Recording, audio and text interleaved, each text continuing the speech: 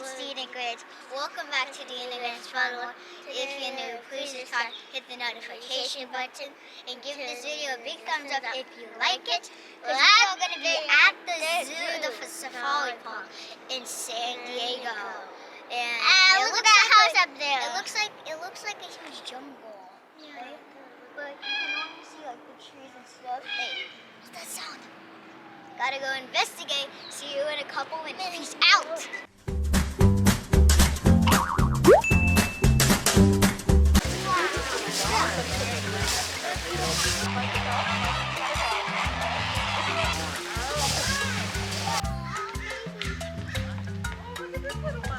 What are those, guys?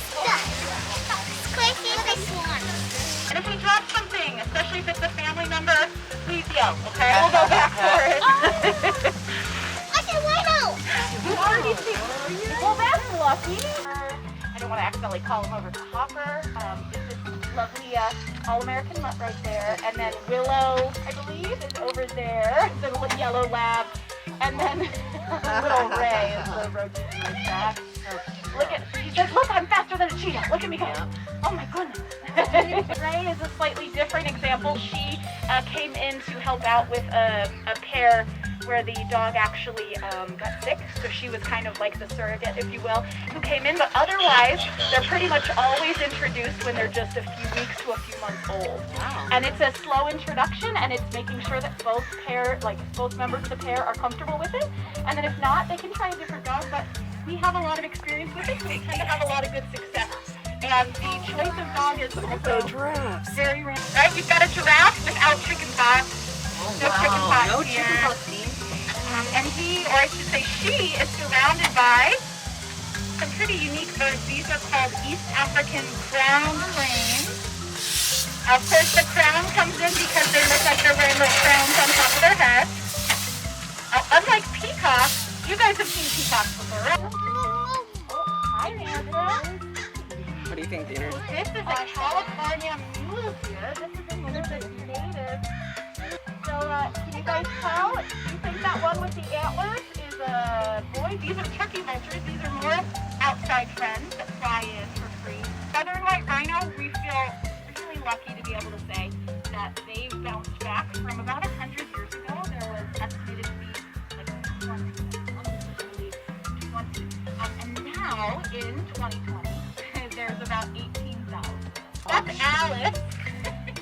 Oh, she's cute. Alice is just about 2 months old. Is that her mama? That's her mama. How cute, Grant. Isn't she cute? Where's Adada? Good question. So Dad is probably somewhere over on the other side. Mom and Dad rhinos don't hang out together much. Mom does most of the parenting. In fact, she does all of the parenting. I think I was a rhino. These ones right down here on the driver's side, these have a fancy name. They're called Nile Lechwe. It's okay if you can't remember that. They're antelopes. Their horns, they just go right out of their skull. Okay, they just grow out of their head as they're growing up, just like us, just like our nails start to grow. These little guys are native to the main continent, so Indo-Chinese continent. Nepal. You find them mainly in the forest, like you would expect to find deer. And their top predators are tigers. Tigers. Wait, where's the tiger? So that's why most of the animals out here and the rhinos get along, because they just know to get out of the way when the rhino comes through, and otherwise, they're all friends. But the rhino would win that one. She would say no, thank you, and she'd probably run at him, and the deer would run away. I love it so much. Yeah. These are electric wires. No, those ones on the next one are electric wires. If you touch it, then you... No, Grant. Point out about this group because it's so distinct. These are called Indian blackbuck, and they were named for the leader of the group, which is this guy right there. Can you see him from the front? These are mamas and babies, so you can see there's a couple babies right under the tree. They're kind of mid-sized toddlers. But their dad, or I should say dads, are the two with the really big antlers right over here. We're kind of looking at each other from across. And that's just to give them a... Let's see, we've got one of our mom and baby pairs actually. And when I say baby, he's a big baby. He's 1 year old. So not the one standing up. Hi. But right behind them, laying next to what looks kind of like an old plastic oil drum. Okay, go ahead. Too hot. Can you get out and... This is actually a travel crate for a rhinoceros. I So, was going to say that.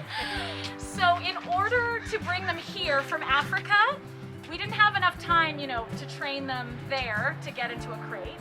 So they were just relaxed and sedated and brought into the travel crates. However, if we want to transport them in the future, we want it to be a voluntary thing. So just like you would train your dog or cat to be comfortable going into a crate, we do the same thing with our rhinos. Keepers are, okay? We do have the red line right here, so you guys can come up to this Red line is red line and see where we are. We're gonna be working down there, trying to get the moms and babies separate from the other three over here. We'll be bringing our male inside. Okay, perfect. So you guys are welcome to watch from us here. Okay, awesome. They don't do what we ask, we just ignore it. And so what they're looking for is that reward that comes when they figure out, oh, that's what they were asking. That's easy. I can back my bottom up to this fence, no problem. Now every time you hear that squeak, that whistle sound, that just means good job. So if you hear the whistle, that means that whatever he asked the rhino to do, she must have done.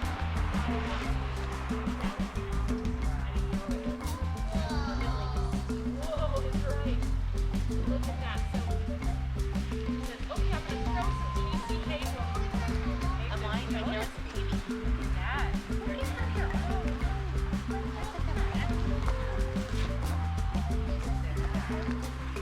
Now, as impressive as it is to watch them do these behaviors, ultimately the behaviors are not for showing off or any kind of show whatsoever. It's all what we call husbandry. So it's all stuff to take care of them. Okay? So if you are a 4,000-pound animal from Africa and you're like, what is this? Most zoos just thought, oh, all you need is a mommy and a daddy rhino. Together.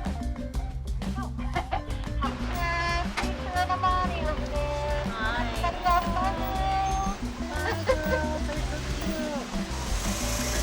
Max, what do you... she's doing while they're doing this training session, she's preparing the yard for whoever's coming out for the day. So she's putting out food, she's filling the mud water, making sure everything's set and ready to go. These are reticulated giraffes. This big handsome fella right here is one of our males. And then there's two babies right here, one laying down and one standing next to the tree. And what's funny, here's where rhino moms and giraffe moms are a little bit different. They're both really good moms. However, remember the rhino moms? They're right next to their babies all the time. Giraffe moms, they can see for over a mile, right? So they're not always standing next to the baby. Sometimes they let the baby just kind of chill and hang out by themselves, and then they just kind of watch from a distance.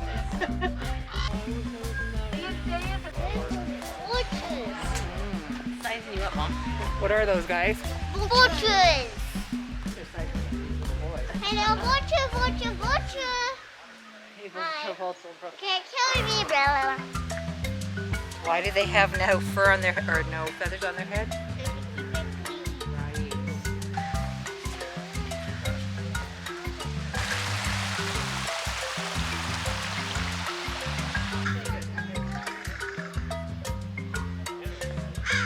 In front of you! Like, I know the way to the tiger, so it's called. So we go straight Where are we going? to the tigers. To the tigers! Hawaii. I'm like Hawaii. Hawaii. Thank you guys for watching. Please subscribe, hit the notification button. And I hope you have subscribed to the channel. Subscribe to every actually use the channel too. And we're gonna see you guys in the next video. Probably about 1 hour. Peace out. Also, I have this guy.